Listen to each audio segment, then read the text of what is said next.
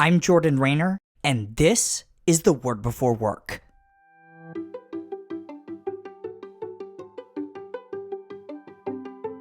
Today we're reading from 1 Corinthians 9, verses 14 and 15 and 22 and 23. Here's what Paul said.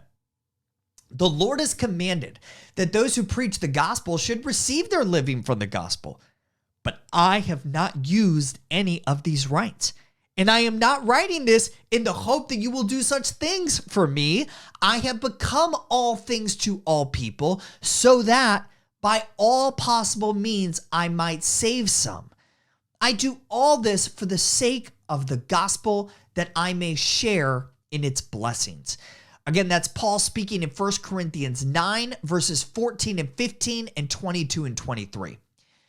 In the past few centuries, many churches have unbiblically elevated the calling of pastors and missionaries above those of mere Christians, teachers, small business owners, mechanics, and others working outside the pulpit. It's no surprise then that modern believers often forget that Paul himself was a mere Christian who worked primarily as a tent maker. See Acts 18 verses 1 through 3. Now listen, Paul did not take up this work out of necessity.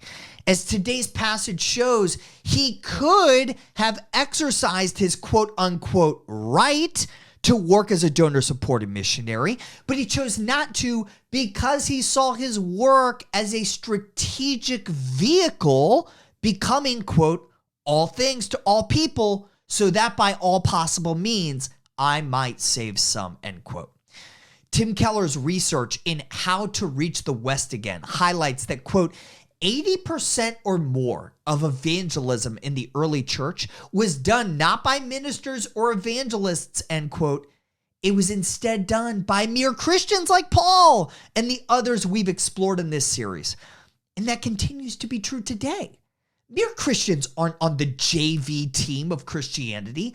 We are a primary means through which God spreads his glorious gospel.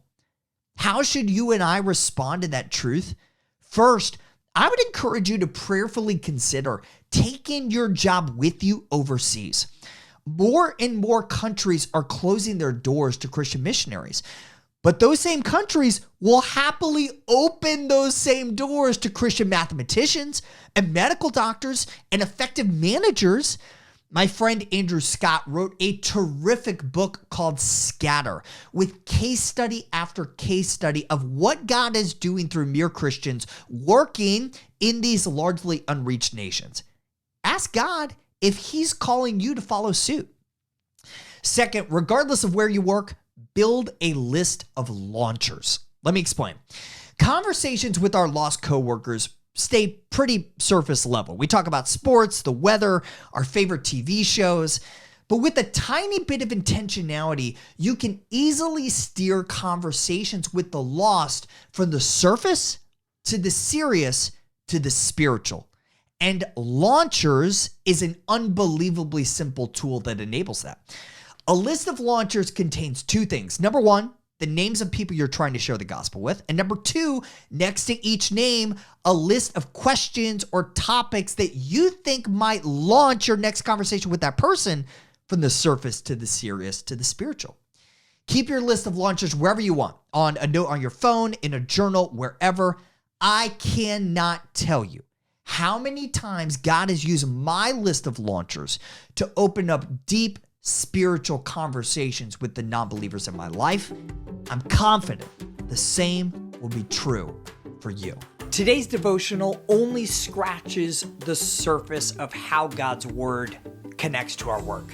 If you want to go deeper, sign up for my free 20-day devotional called The Word Before Work Foundations at twbwfoundations.com.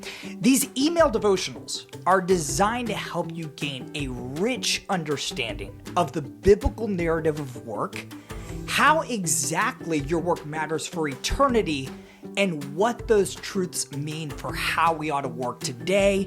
You can sign up right now, again, for free at twbwfoundations.com.